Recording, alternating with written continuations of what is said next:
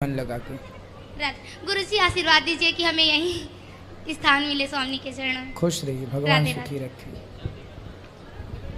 गुरु जी नमस्कार। मैं ये कह रहा हूँ कि जैसे आपने बोला था अभी 4 दिन पहले कि बगैर शादी करे वो कथा नहीं करा सकते हैं। नहीं करा सकते हैं शादी। देखो, जो पत्नी होती है वो हमें यज्ञ का अधिकार प्रदान करती है। कथा तो आप कराओ, क्या दिक्कत है? नहीं, जैसे पत्नी जो होती है वो आपको यज्ञ, जब बड़ा यज्ञ करेंगे आप, अनुष्ठान यज्ञ करेंगे, उसमें आपकी पत्नी आपका सहयोगी है। आपकी जैसे कोई मतलब कारोबार बिजनेस में जैसे कोई कथा कराते हैं या कराओ मंदिर में जाके हवन पूजा करवाते हैं तो कराओ। तो अकेले में ऐसे कोई अभी शादी नहीं हुई आपकी? नहीं।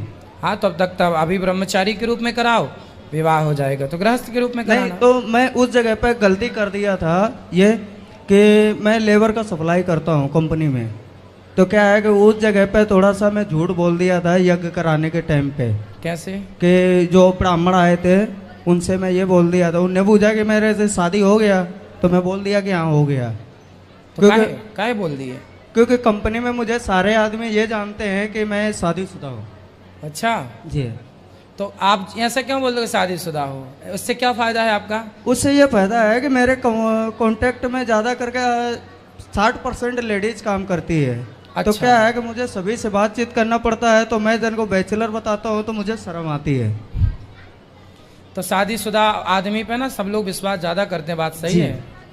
जो बिल्कुल शादी वादी नहीं हुई, लोगों को शक की दृष्टि से देख के पता नहीं ये कैसे दृष्टि वाला है। बिल्कुल बिल्कुल। इसीलिए शादी के बाद लाइसेंस मिल जाता है समाज में रहने का। शादी के बिना सब लोग ऐसे देखते हैं कि पता नहीं, या फिर संत हो। तो आपने शादी अब कर लेना चाहिए। कितने साल के हो? 24। तो कर लो ना, क्या दिक्कत है? नहीं, तो दिक्कत तो कुछ नहीं है। मैं 3 बार बिजनेस डाला है, बार तीनों बार मतलब ऐसे ही झूठ बोलने के कारण से मेरा 3 बार बिजनेस बंद हो गया। तो झूठ बोलने से कैसे चलाना चाहते हो? सच बोल के चलाओ। नहीं, तो अब मतलब पब्लिक के सामने तो मुझे यही साबित करना पड़ता है, क्योंकि पब्लिक भी तो नहीं समझती है ना ये बात। तो पब्लिक को आपकी शादी से क्या मतलब है? नहीं, तो अब मान लो 30% है, मतलब कुछ मतलब शादीशुदा भी लेडीज हैं और कुछ कुंवारी भी लेडीज हैं। अब सभी से बातचीत करना पड़ता है। तो आप करो ना, क्या दिक्कत है? तो पहले फ्यूचर तो सही हो जाए, उसके बाद शादी करना। अब 3 बार मतलब बिजनेस से फेल हो गया, 8 लाख का घाटा हो गया। अच्छे से करो, तो 8 लाख बोल के करो, अच्छा काम करो बेटा, और मेहनत करो जी। सब अच्छा करो, मेहनत करो। असफलताएं, आप ये मत कहो कि मैं असफल हो गया जी। असफल नहीं हुए आप असफल तब होंगे जब सफलता का प्रयास छोड़ देंगे। अच्छा। आदमी चींटी चढ़ती है पेड़ पर तो गिर जाती है, पर चढ़ना छोड़ती है क्या? नहीं। फिर विश्वास तो आप भी रखता हूँ कि मैं काम करते रहो। असफलता व्यक्ति को मजबूत करती है। जो व्यक्ति असफल होता है उसके सफल होने की संभावना ज्यादा हो जाती है, क्योंकि उसको असफल जो हुआ उसमें जो उसका अनुभव उसने पाया जी, है ना, वो अनुभव काम कर जाएगा दूसरी बार में। अनुभव काम कर जाएगा तीसरी बार में। इसलिए कभी ये नहीं सोचो कि मैं असफल हो गया, प्रयास करते रहो। अभी कपड़े की दुकान डाला हूँ। अभी 6 महीना पहले यही जो आपने बताया था सर कि ये यज्ञ कराना मतलब बैचलर को नहीं है, तो मैं अभी 4 महीना पहले मैं दुकान डाला तो वो ऐसे ही मेरा वो भी मतलब बंद एक किस्म से ताला लगा के आया हूँ। तो क्यों बंद कर दिए दुकान? क्योंकि इसमें ही घाटा पड़ रहा है ठेकेदारी लाइन में। तो एक काम करो बेटा, तुम 2 काम करोगे, 3 काम करोगे तो काम ना चलेगा। अच्छा। हाँ देखो, एक नाव में सवार होगे तो पार लगोगे, और 2 नाव में पाँव रखोगे तो डूब जाओगे। इसलिए पहले एक काम कर लो, या फिर आप ठेकेदार बन जाओ, या तो व्यापारी बन जाओ, या तो कपड़े बेच लो, या ठेकेदारी कर लो। अच्छा। आप दोनों करोगे तो, क्योंकि कारोबार को समय चाहिए होता है। आप जिसको समय देंगे वो आपका सफल होगा, जिसको समय नहीं देंगे वो बर्बाद हो जाएगा। पहले एक को सफल बना लो, फिर टीम तैयार कर लो एक के, फिर दूसरे में हाथ डालो। जब एक सफल हो जाए तब दूसरा। एक साधे सब सध है। 2 काम करोगे तो ना घर के रहोगे ना घाट के। पहले एक को। आप ठेकेदार हो जी? क्या काम करते हो? मैं कंपनी में लेबर सप्लाई करता हूँ। हाँ, तो बहुत बढ़िया काम है। लेबरों की तो बहुत कमी है। लेबर सप्लाई ईमानदारी से करना, बस लेबरों के साथ बेईमानी ना हो। नहीं करता। हाँ, बस ईमानदार, उसी में आपका बढ़िया चल जाएगा। और यदि आप कपड़े की दुकान में बैठे हो तो फिर लेबर से मन हटाओ, क्योंकि सब जगह तो तन मन दोनों चाहिए ना। ठीक सर। या फिर आपके पास टीम हो मैनेजमेंट के लिए, मैनेजर हो कि भाई वो संभालता रहे आपकी, पर उसके लिए दिमाग चाहिए, दिमाग इंटेलिजेंट होता है। तो फिर एक इंटेलिजेंट लोग ना कुछ ना करते हुए भी सब करते हैं और सब कुछ करते हुए भी कुछ नहीं करते, तो वो एक इंटेलिजेंट लोग सब कर ले, वो उसके लिए बुद्धि चाहिए। तो आप पहले बुद्धिमान, अपनी बुद्धि को और विकसित करो। और ये बुद्धिमान कोई माँ के पेट से पैदा होता है ऐसा नहीं, अनुभव, संसार के दर दर की ठोकर, संसार का अनुभव सब कुछ हमें सिखा देता है, अनुभवी बना देता है। ठोकर तो सर बहुत लगी है मेरे गुरु जी। फिर आप पहले लेबर का काम करो, फिर साइड में अपना बिजनेस करना। ठीक, आशीर्वाद दीजिए। खुश रहिए। गुरुजी आपके चरणों में कोटि कोटि प्रणाम जी। आपको ऐसे तो मोबाइल पे देखती थी, कभी भी ये नहीं सोचा था कि आपको इतने पास से देखूंगी, और आप इतने निर्मल और इतने सौम्य दिल के हैं। मुझे बहुत ही आश्चर्य हुआ आपसे मिलके, और आप एक मिसाल हैं इस भारत में। लोगों ने, माताओं भाइयों ने छोड़ दिया था यकीन करना बाबाओं पर। कोई बाबाओं का नाम लेता था तो लोग कहते थे कि देखा वो एक बाबा थे, बहुत पहले आए थे, मुझे नाम नहीं उनका इस समय याद आ रहा है मेरे जुबान पे, बाबा रहीम दास थे, और बाबा एक वो थे कृष्ण के, वो भी बहुत बड़े भक्त थे, जो भी जेल में बंद हैं। तो मैं आप एक मिसाल के तौर पे हैं, और आपके प्रति सबकी अटूट श्रद्धा है। पर मेरी एक बदकिस्मती है कि मेरे पति की जो है रुचि इन सब चीज़ों में नहीं है। वो जुआ बहुत खेलते हैं, बहुत खेलते हैं। मैं बहुत दान पुण्य करना चाहती हूँ, पर वो थोड़ा सा हर चीज़ में कंजूसी करते हैं। पर जुए के लिए ऐसे पैसे को लुटाते हैं जैसे लगता है कि बस कहाँ से आया कहाँ से लुटा दिया। कर्ज हर साल जुए के लिए हो जाएगा, पर दान पुण्य के नाम पे, आने जाने के नाम पे नहीं होगा। अगर मैं कहीं तीर्थ स्थलों पे अकेले जाती हूँ तो क्या उसका पुण्य मुझे मिलेगा? हाँ बिल्कुल मिलेगा। लोग कहते हैं कि पति के साथ जाओ तभी पुण्य मिलता है। पति के संग जाओगे तो जुआ खेल दो, उसके बगल में बैठना पड़ेगा। भाई जुआड़ी पति है तो वो तो जुआ में जा रहा है, तो उसके संग जाओ तो वो जुआड़ी जुआ में बैठा देगा। इसलिए पति को भी चाहिए कि वो ये सब गलत काम ना कर। लाए हैं पति को? नहीं आए गुरुजी, बहुत झगड़ा लड़ाई किया। मैं ऐसे आपका यूट्यूब पे देख रही थी, मैं चाय बना रही थी, मैं झगड़ा करके चली आई। मैं बताई नहीं, चाय छान रही थी। मैंने कहा नहीं मुझे अनुद्धाचार्य जी के यहाँ जाना है, मैं जाऊंगी। मैं पैसा ली और बस पकड़ी, ट्रेन का कोई रिजर्वेशन नहीं था, बस मैंने आपका नाम लिया और मैं वृंदावन पूछ के आ गई। अच्छा। और आपसे मिलके मैं इतनी खुश हूँ कि मैं हर महीने आपके दर्शन करना चाहती हूँ। बस इतनी कृपा दृष्टि करिए कि मैं हर महीने आपकी भागवत सुनूं। एक बार उनको वृंदावन ले आएंगे तो उनको यहाँ का जब नशा चढ़ जाएगा ना कृष्ण का, तो फिर वो नशा फीका हो जाएगा, सट्टा जुआ वाला। एक बार ये तो नशा है।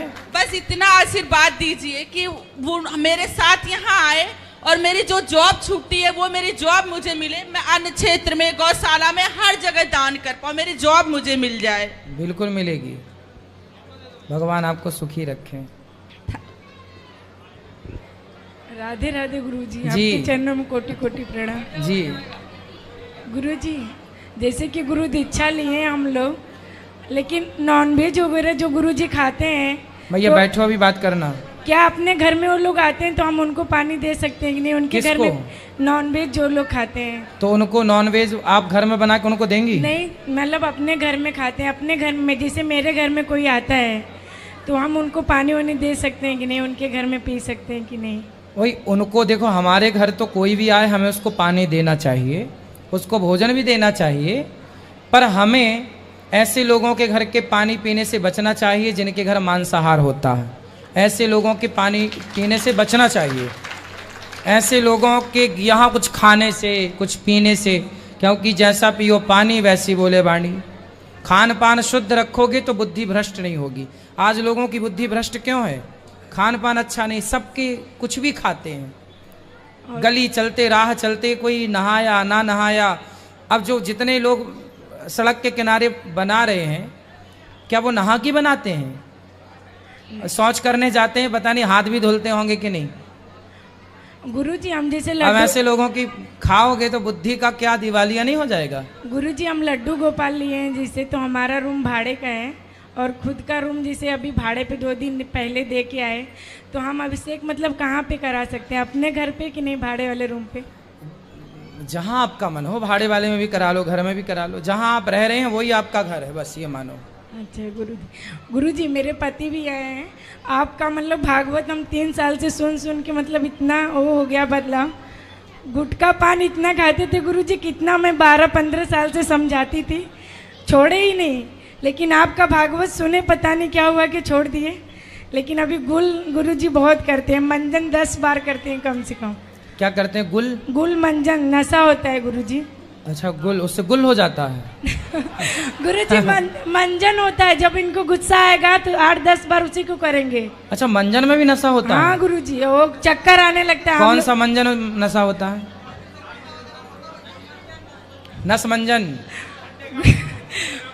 और गुरुजी जानते हैं आप, मेरे पास आने के लिए भाड़ा भी नहीं था, किराया भी नहीं था, मेरी दोस्त ने निकाला मेरा टिकट।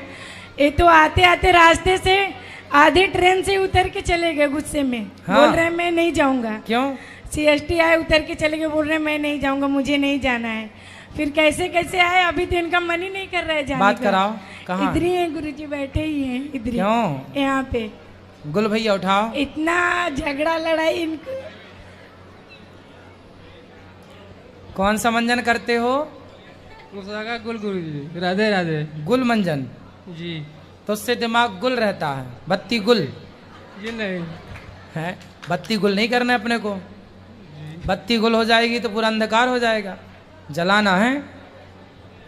ठीक है, बहुत अच्छे हो आप, समझदार हो। लड़ते क्यों हो पत्नी से? ये नहीं गुरुजी। हैं? नहीं लड़ते। नहीं लड़ते? अच्छे हो आप, हंसती रहते हो हैं? ऐसे ही हंसते रहो। और अब मंजन नशा वाला नहीं करना है ना। दातून किया करो बढ़िया। ठीक है। और गुटखा तो खाते नहीं हो, अच्छे हो। अब लड़ाई बस मत करना, ठीक है? प्रेम से रहो दोनों जन। राधे राधे गुरुजी।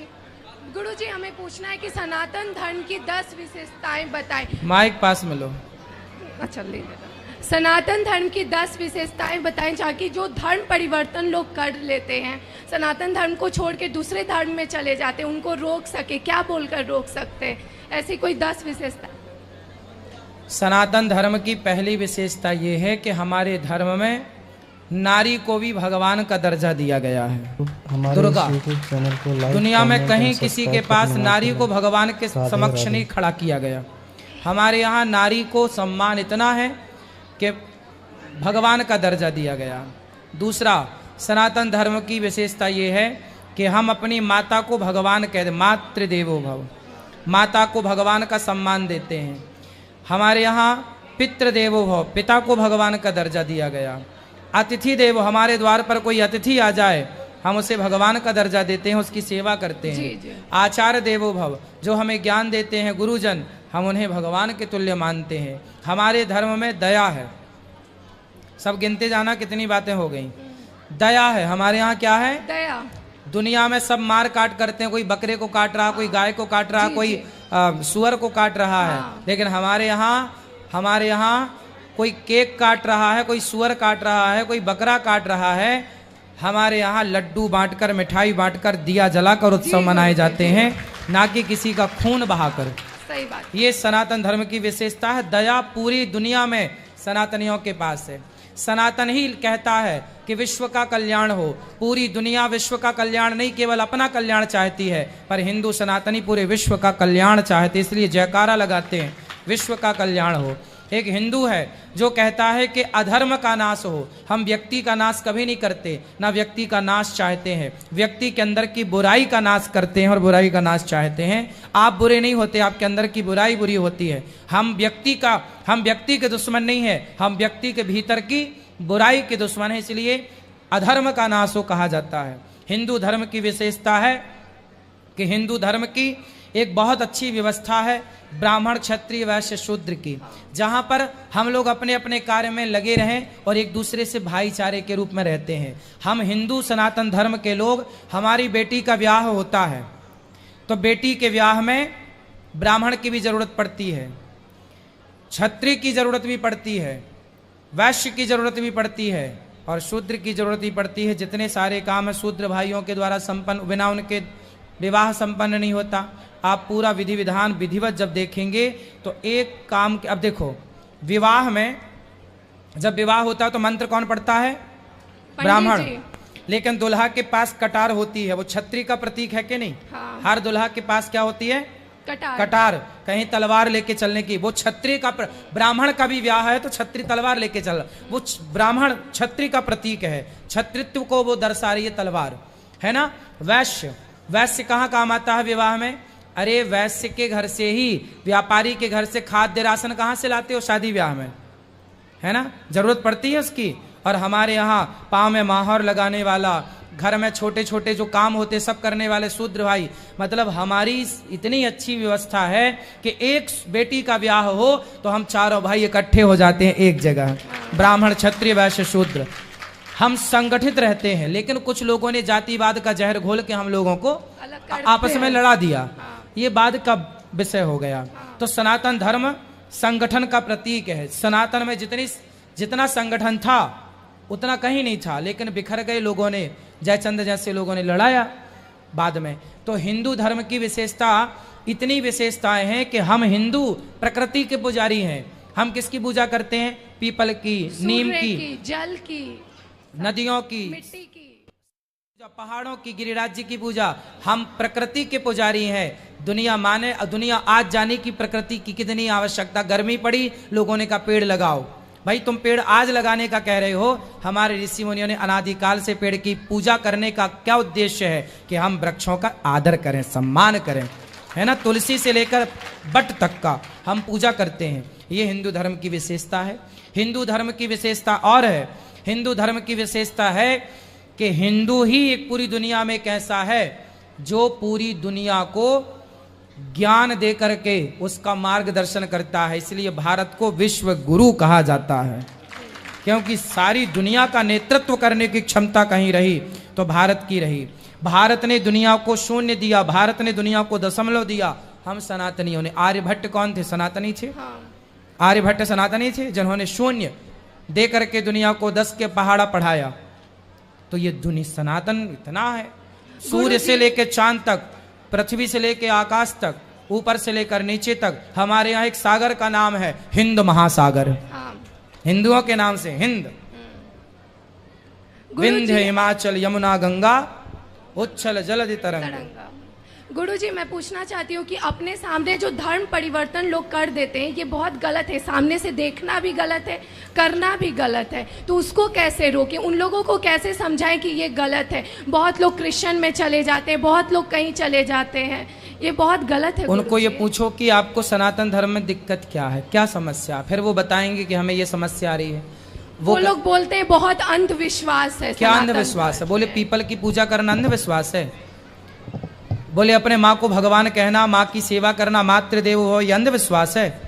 हम क्या कहते हैं? माँ की सेवा करो, पिता की सेवा करो, क्या ये अंधविश्वास है? अरे हिंदू ऐसा है जो कहता है माँ में भी भगवान है और पत्थर में भी भगवान है। हम सजीव हो या निर्जीव हो दोनों को भगवान के तुल्य समझते हैं। ये अंधविश्वास है क्या? हम नदियों की पूजा करते हैं, क्या ये अंधविश्वास है? हम पहाड़ों की पूजा करते हैं, क्या ये अंधविश्वास है? आज पहाड़ खतरे में है, दुनिया कह रही है, हम पूजा करते आए हैं, मेन सम्मान करते आए हैं। आज गिरिराज जी का पूजन हम लोग ना करते तो ये गिरिराज जी ना होते। गिरिराज जी का पूजन करके आप लोगों ने, सनातनियों ने गिरिराज जी को बचाया, वरना कितने लोगों ने घर बना बना के सब खत्म हो जाता। पर पहाड़ों को भी सुरक्षित किया, कामतानाथ जी को सुरक्षित किया। तो हम, क्या ये अंधविश्वास है कि हम प्रकृति को बचा रहे हैं? हम घर घर तुलसी लगवा रहे हैं, सनातनी तुलसी। जिसके घर में तुलसी होगी वो सनातनी है। तुलसी ऑक्सीजन देती है, जो काम पीपल करता है इतना बड़ा, वही काम छोटी सी तुलसी कर देती है। क्या ये अंधविश्वास है? अंधविश्वास तो वो है जो लोग जा जाके शराब पिला रहे हैं। हमारे यहाँ तो शंकर जी को पानी चढ़ाया जाता है, दूध चढ़ाया जाता है, औरों की जगह तो जाके शराब चढ़ाई जाती है उनके देवी देवताओं को, जो भी होते हैं उनके यहाँ शराब। अब शराब चढ़ाना अंधविश्वास नहीं है। अरे दूध, हमारे यहाँ तो खूब दूध होता था गाय का, तो शंकर जी को ही पिलाते थे, नदियां बहती थी दूध की। गुरुजी तिलक लगाने का क्या उपदेश है? तिलक लगाना साइंस है। तिलक लगाना, हमारे यहाँ ज्ञान चक्र होता है दोनों भ्रकुटी के बीच में, ये ज्ञान चक्र होता है। जब हम यहाँ उंगली रखते हैं प्रेस करते हैं, दबाते हैं। एक्यूप्रेशर नाम सुना होगा हाँ, आपने। जी। जब एक्यूप्रेशर करते हैं, यहाँ दबाते हैं तो दबाव पड़ता है, ज्ञान चक्र खुलता है, जिससे हमारी सोचने समझने की अच्छे विचारों, अच्छे थॉट हमारे अंदर थोक में आते हैं और ज्ञान चक्षु खुल जाते हैं। शंकर जी का तीसरा नेत्र क्या है? यही तो है तीसरा नेत्र। तीसरा नेत्र का मतलब ये नहीं कि तीसरी आंख यहां पर है।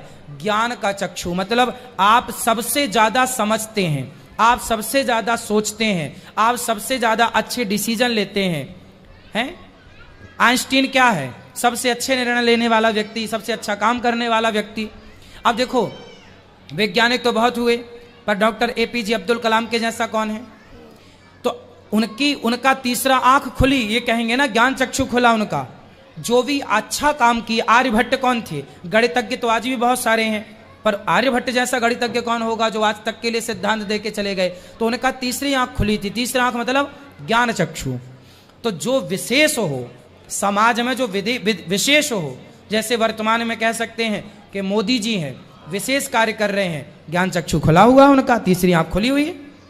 तो जो विशेष कार्य कर रहे हैं समाज में, अच्छे कार्य कर रहे हैं, आप कह सकते हैं शंकर जी का पूरा खुला था, आपका जरा सा खुला है। पर आप यदि अच्छा कर रहे हैं तो आपके क्योंकि दो आंखों से तो सब देख रहे हैं, पर तीसरी आंख है जिसके एक अलग दृष्टिकोण।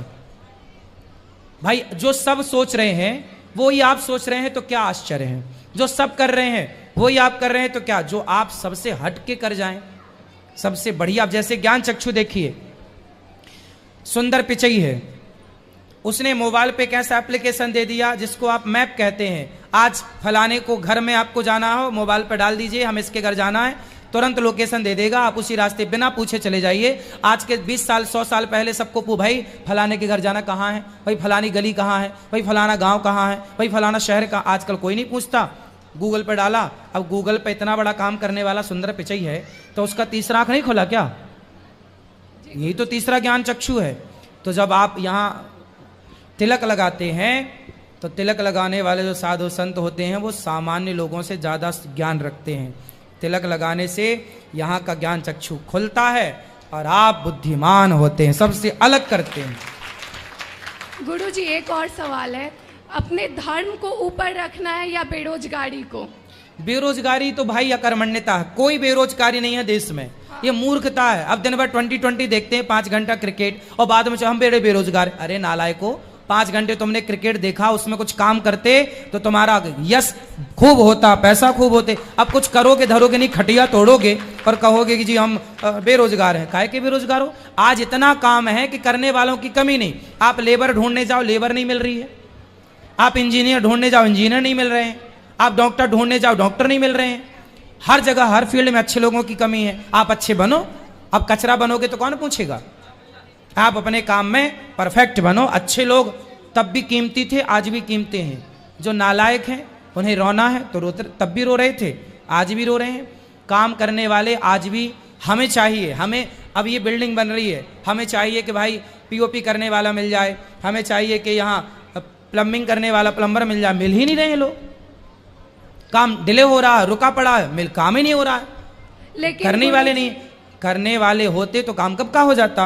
आज लोग कहते हैं बेरोजगारी, जो नहीं करना चाहते साहब, जो बैठे बैठे खाना चाहते हैं वो बेरोजगार हैं। जो कुछ करना चाहते हैं वो बिल्कुल बेरोजगार नहीं है, खूब काम है।